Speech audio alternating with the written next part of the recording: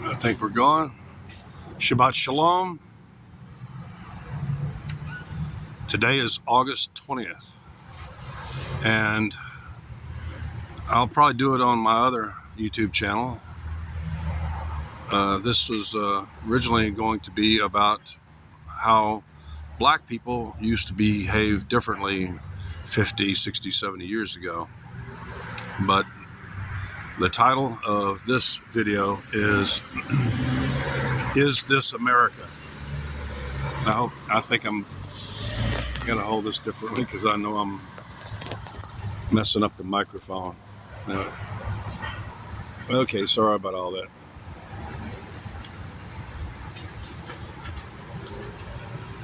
Let me go left-handed here. No, that's going up the... Last night, my young Hindu friend who works over here at the 7-Eleven, 12 hours a day, 14 hours a day, 7 days a week, 365. Late last night, near midnight, he asked me, and I kind of understand we've developed a shorthand. He asked me, "Is this America?" And I answered honestly and quickly that no, it's not. This is not the America of my youth. This is not what America was envisioned to be. That people behave very differently now. And he's just trying to figure out what he's going to do with his life, because he's eventually going to be in line to own one or more of these 7-Elevens like his brother. And so on. And not that long ago, I've known him about 4 months now.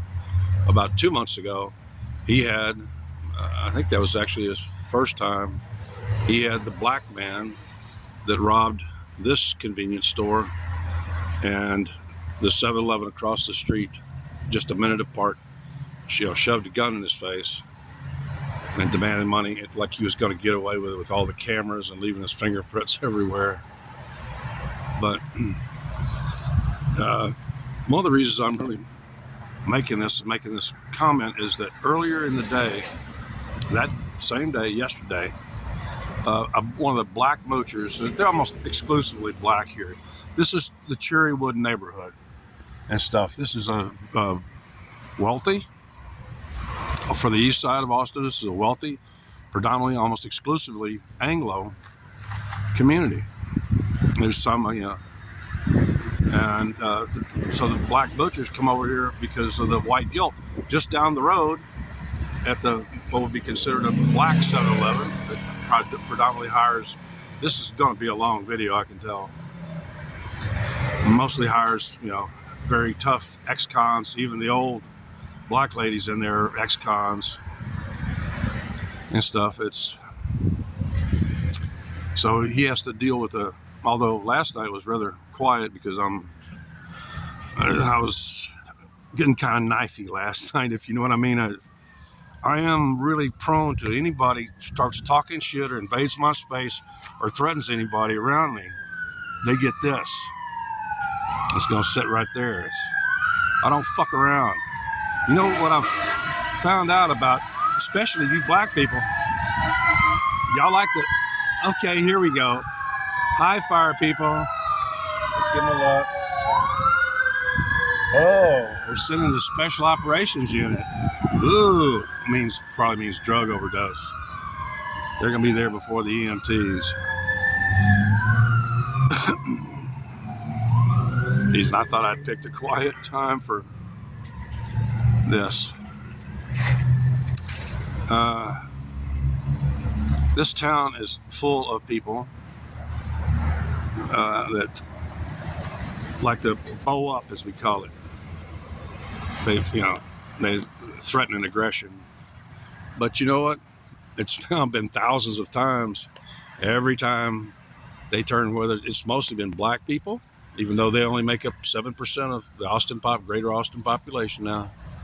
Every time they turn chicken shit and run like sissy pants, and that was even including the guy that was packing a 9mm. I usually actually can tell when somebody's packing because of the way they dress around here. They dress with that loose, baggy, saggy, stretchy clothing. If you're carrying even a heavy-duty pocket knife, I'm gonna see it. and stuff. But I want to make one point right here, right now, is that in Austin, Texas, I'm really not very proud of the white people either, because they're just sitting around sucking up digital money. They even here in Cherrywood, a lot of these people have admitted that since COVID, they realized that staying at home, they really only got about 3 hours worth of work to do every week, on the keyboard. Otherwise, they spend all their time. Their dogs are been screaming at them because we've had more than 100 days over 100 degrees here. It's been, their dogs are going like, hey, I want to go back to the AC. You might want to be out here all day walking around and stuff like that and jogging or dragging me around. So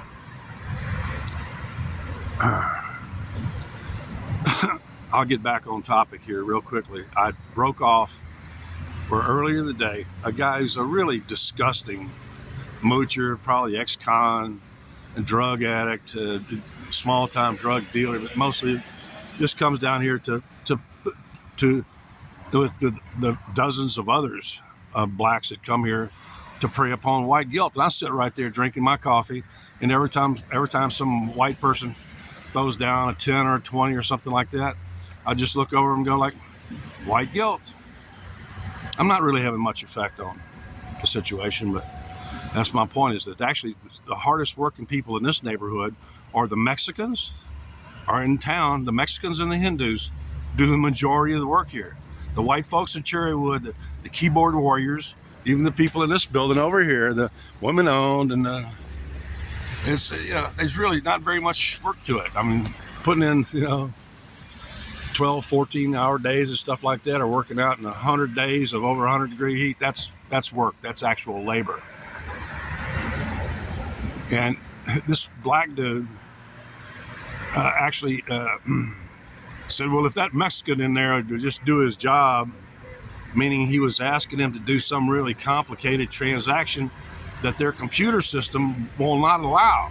It's the same way that if you're a few seconds after midnight trying to buy beer, no, when they scan it, it absolutely will not ring up. And the clerk is not going to sell you something that's showing as unsellable and without the price, because Austin, Texas is like the capital for test marketing and shit. There must be at least 10,000 different brands of drinks.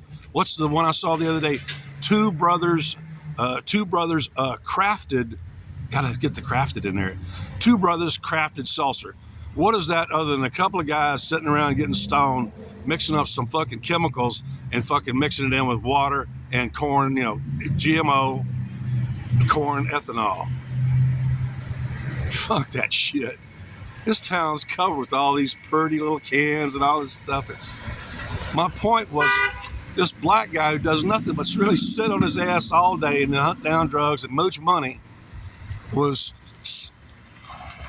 incoming call declined.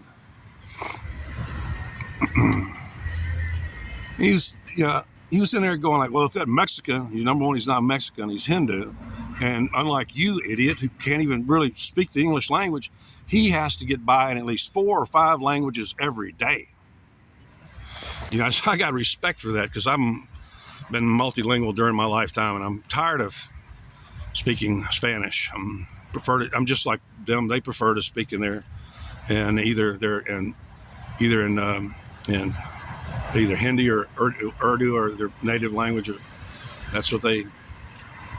And I have absolutely no objection to that whatsoever. But that was my point, is like the black dude is criticizing him, and this is a guy that I know, he and his other family members and stuff like that, they without hesitation and upon the boss's command and stuff like that, they work their asses off,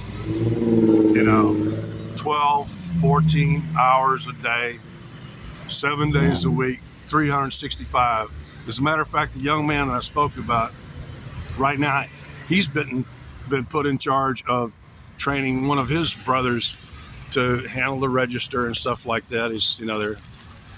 Actually, it's kind of good that you run a family operation and stuff like that, because within a family, you've got some kind of control over your employees and stuff like that. You're going to know if you have a disloyal employee, or the family's going to tell you. They can't really keep their. It's a good way to It's also a good way to build, family unity and everything else. It works for the Jews. It works for the Catholics. I grew up next to the Ruffinos, who were a tight Catholic family, and all those kids worked in that store. And as they graduated, each one of them got a house and a car. Not only did they get salary from work, a little, not much pocket money, but when they graduated, they know they had a house and a car. So, to answer this young man's question, is this America? No, it's not. It's not the America of the 50s that I remember. And my memory begins in December 1954. I remember a lot of shit. Yeah, there's always been bad actors and stuff like that, but not on the scale it is today, and not so pervasive. And there wasn't this newspeak thing where you're subject, if you don't adhere to the political speech of others, you're suddenly subjected to being attacked by some of the most freakishly, clownishly dressed and behaving people I've ever seen. Can you imagine what it's like to have lived like this young man has lived in 9 countries, and he has to get by, and he's fluent in at least, completely fluent in at least 2 or 3 languages, and has to get by in 5 or 6 and stuff. And all day long, it's at least 3 languages minimum all day long. And one of the things I really like about this kid is he's not quite, one of the requirements I've seen, because the Hindis pretty much either own or manage every convenience store that I've been in the Austin area, is that they all have been kind of taught to take on this stone-faced businessman kind of look, and to be, because, man, really around here, if you run a convenience store and stuff like that, you really, and with you got employed, you can't be friendly with employees. That only happens in the Democrat, only in the SJW, super liberal world, do you get to be friendly with or so-called friendly with your, what was about that crying CEO? You might want to look up that YouTube. He loved the young man, but he had to fire him. And he was all tore up about it. But by the next day, thanks to that video, the guy had 10, 20 job offers. But every store owner I've seen around here, they take on that stone-faced attitude when they come to work, because they know that the way they make money is they put in their own labor, stocking and stuff like that, and cleaning, and that's the way it works. That's the way it really works in any store. Lower the small store level is you've got to put in actual physical labor yourself. And the point I was making was that I like this kid because he really has trouble taking on that stone face thing, and because he's got a sense of humor that I can tell he just wants to let go wild. But he's really only probably got maybe 2 or 3 hours a day when he's not sleeping, bathing, doing his laundry or stuff like that. He's only got maybe a couple hours a day in which he can get to goof around and have some fun with his friends and stuff like that. I can tell pretty sure that owners already cut him in, there's a box full of some kind of vaporizing stuff that's his, to just the right of the right-handed cash register and stuff. He gets the profits off of that box. He's the one that's got that's a good way to do it. But they also have a policy at 7-Eleven is if your till comes up short, if you get scammed, it comes out of your paycheck, which teaches the clerks, because they've had a lot of cases. I know 7-Eleven now all too well. They've had a lot of cases where people go to work for them strictly to give away free gas and free beer and shit like that. They work for a couple of weeks, and then when the boss starts, seeing all the missing product and stuff, they're gone, and no skin off their ass. It's not criminal on their end to deliberately, let people know to come in and, steal and let them go. And that's also 7-Eleven's policy, not to call the cops unless it's really a bad situation, which is usually when they have a bunch of moochers. It's almost always when the meth heads and the moochers start piling up. it really kind of, because I paused for a moment because I was interpreting his shorthand because he put it out there. Is this America? And I had to quickly interpret what he meant. And I hate to tell you, as I told him last night, I've got a whole string of it's not America anymore. I'm gonna give him a link to this so he can, and I let him know that it will never be. And right now, I can tell in the back of his head, he's because he's already translated my name Kent in the Nepalese language and stuff, at least the sound Kent. And I think right now in the back of his head, he's going like, well, once I get enough money, I might go to Nepal or something like that. Maybe have a little shop there or something like that.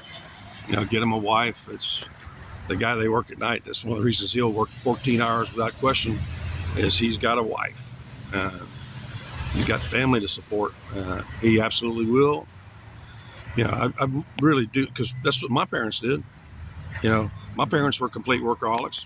They didn't rest if their children were in need or in, So if you force me to compare black culture here to like the Hindu culture or the Mexicans and stuff here, the blacks are not going to come out looking well.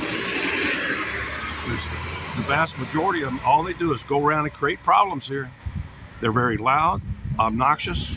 The majority, almost the vast majority, not all, at least in the east half of Austin, most of the shoplifting I've personally seen has been blacks. It's disproportionately black.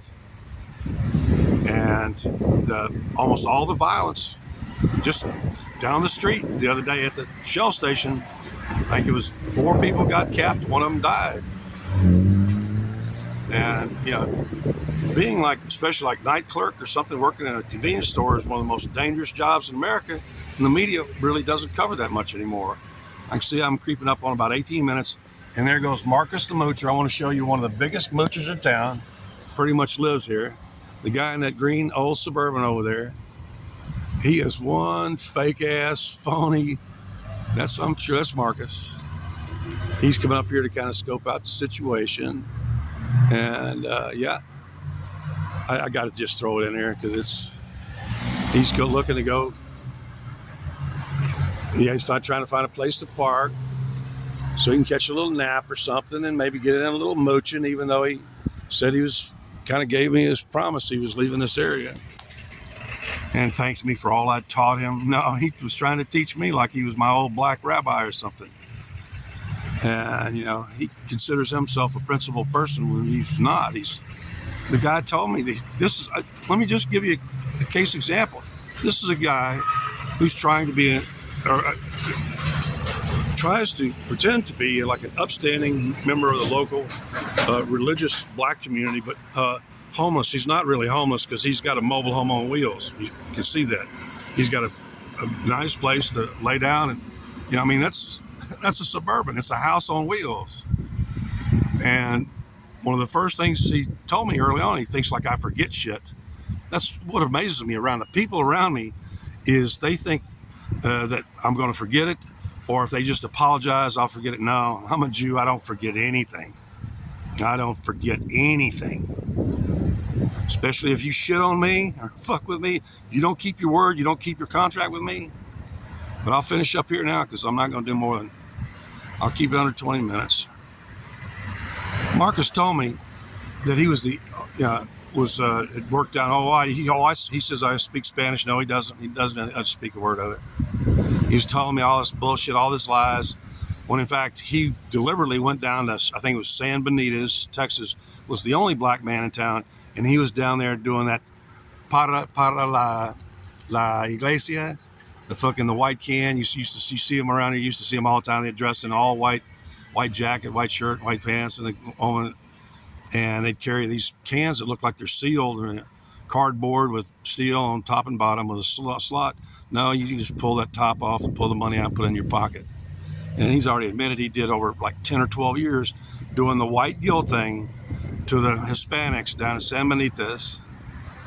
And para la iglesia, and also later admitted that He would also sell them overpriced junk, Chinese made, religious trinkets, shit that they can buy them loose in a case, for less than a penny a piece.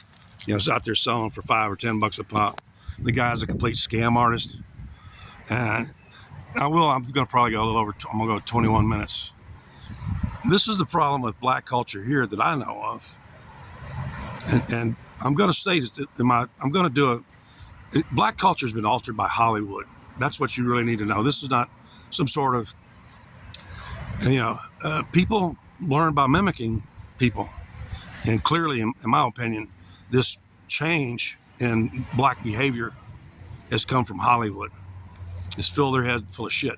That's what final point I'm going to make, is that this is an area where there's a lot of unemployed black men and young black men who really don't have much hope because they don't respect white teachers. They've been trained not to respect white schooling, education, and stuff like that. That's a white thing to do, and they spend most of their day being black and blacking up their language and stuff like that. And every one of them wakes up in the morning, well, probably with a hangover, and every day they have this impression it's like training day, that they can somehow go out into the world without a penny in their pocket. They can mooch up some money, start making some deals, cutting some deals here and there, and before the end of the night, they're the king of all of Denzel Washington's kingdom and shit. Every one of them has that, that kind of dream in their head when they start every day, is that somehow if they just work it right and they find a good enough player and they play everybody and they do that money and they do the deals, and it's all they're thinking about all day long is money and drugs, money and drugs, money and drugs and violence and bowing up, intimidate, and yet they almost never come through. But they are the source of almost all the violence in Austin, Texas. The entertainment district in Austin, Texas has been designated the most dangerous entertainment district in any city in America. So yes, my young Hindi friend, this isn't America anymore. I answered your question. Is this America? No, it's not. It's some sort of Hollywood and digital SJ, some kind of cultural Marxist hell is what it's now. This isn't America. This is hell on earth, is really what it is now. Y'all have a good day. Shabbat shalom. I'm going to try to continue to rest as best I can.